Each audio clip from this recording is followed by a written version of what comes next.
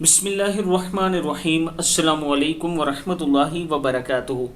आबिद राजा channel की तरफ से आज मैं अपने दोस्तों को रसूलुल्लाह सल्लल्लाहु अलैहि वआलिहि वसल्लम का एक फरमान बताऊंगा कि जब आपको माल और दौलत अता हो तो आप इसको कहाँ खर्च करें। जब अल्लाह ताला तुम में से किसी शख्स को माल दे तो वह अपने आप से और अपने घर वालों से इब्तिदा करे।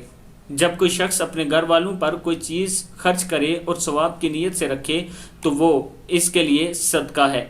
अल्लाह ताला के दिए हुए माल से ज़रूरियात को ज़रूर पूरा करें और माल सदका करते वक्त अपने रिश्तेदारों को ज़रूर देखा करें कि इनमें कोई ज़रूरतमंद तो नहीं, क्योंकि अपनों को सदका देने का डबल अजर मिलता है, यानी दोहरा अजर मिलता है। किताब का वाला ये नीचे मौजूद है, आप देख सकते हैं। जब भी सदका खैरात करें कोशिश किया करें कि अपनों से शुरू करें, अपने घर वालों से, अपने रिश्तेदारों से इसकी इब्तिदा किया करें। अस्सलामु अलैकुम वरहमतुल्लाहि वबरकातुहू।